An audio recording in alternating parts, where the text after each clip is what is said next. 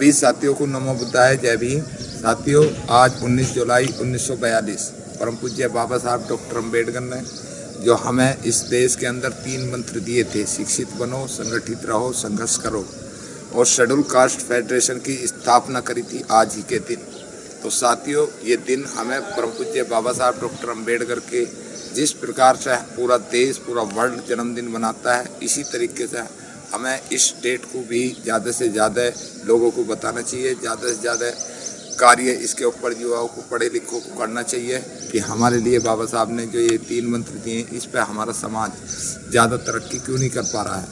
इसलिए साथियों, आप सब लोगों से ये निवेदन है कि 1942 से पहले जब बाबा साहब डॉक्टर अम्बेडकर ने हमारे शेड्यूल कास्ट फेडरेशन की स्थापना करी थी, तब मनुस्मृति जो थी वो क्या कहती थी कि एक पढ़ेगा, एक बढ़ेगा, एक लड़ेगा, एक, यानी कि केवल ब्राह्मण पढ़ेगा, क्षत्रिय लड़ेगा और बढ़िया व्यापार करेगा, और शूद्रों का काम है उनकी सेवा करना। लेकिन बाबा साहब डॉक्टर अम्बेडकर ने जब संविधान लिखा, तब उसमें उन्होंने कहा कि सब पढ़ेंगे, सब बढ़ेंगे, सब लड़ेंगे, सब करेंगे व्यापार, और अपनी अपनी सेवा करना ये सबका है अधिकार।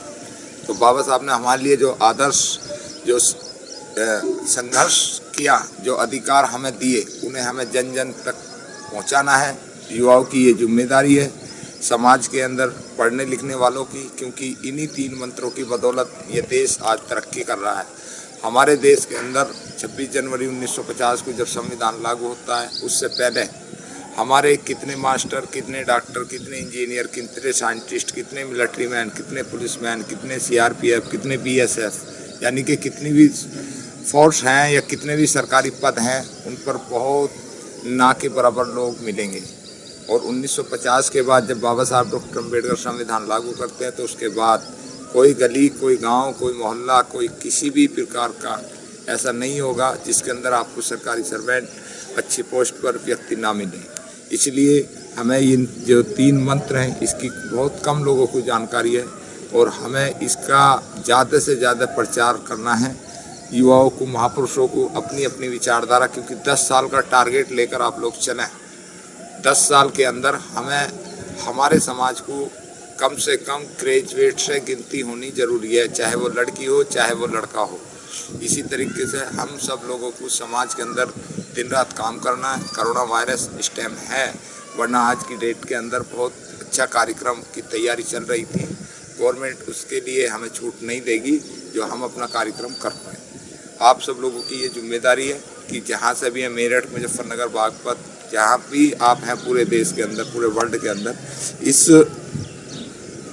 कार्यक्रम पर आज बाबा साहब को पुष्पांजलि दें, उनको पुष्प अर्पित करें, राष्ट्रपिता महामना ज्योतिबा फुले को पुष्प अर्पित करें, जिसकी बदौलत हमारे समाज के अंदर ये तरक्की हो रही है।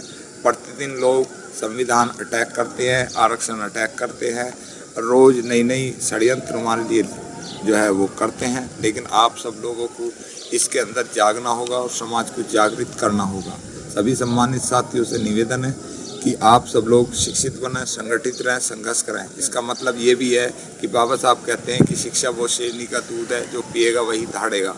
और फिर बाबा साहब डॉक्टर अम्बेडकर ये भी लिखते हैं कि शिक्षा से बुद्धि का विकास हो सकता है, लेकिन बुद्धि का जो विकास होता है वो केवल अपने तक सीमित नहीं रहना चाहिए। अपना भी भला करें, अपने समाज का भी भला करें। और मैं उस व्यक्ति को पढ़ा लिखा नहीं मानता जिस व्यक्ति को अपने दुश्मन की पहचान ना हो। इसलिए साथियों, समझदार बने।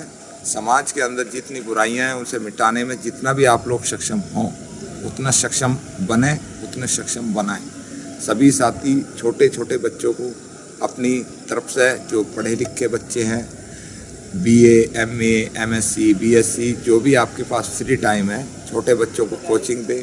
अपने गांव के अंदर, अपने शहर के अंदर बाबा साहब के भवन बहुत सारे बने हुए हैं, उन पर प्रतिदिन बैठ कर दे, तो अपना अपना फर्ज हम सब लोग निभाएंगे। इन्हीं शब्दों के साथ मैं आप सब लोगों को पुण्य हार्दिक शुभकामना देता हूँ, बधाई देता हूँ। सम्मान एक अधिकार को सब्सक्राइब करें और इसे आगे बढ़ाने का प्रयास करें। जय भीम, नमो बुद्धाय।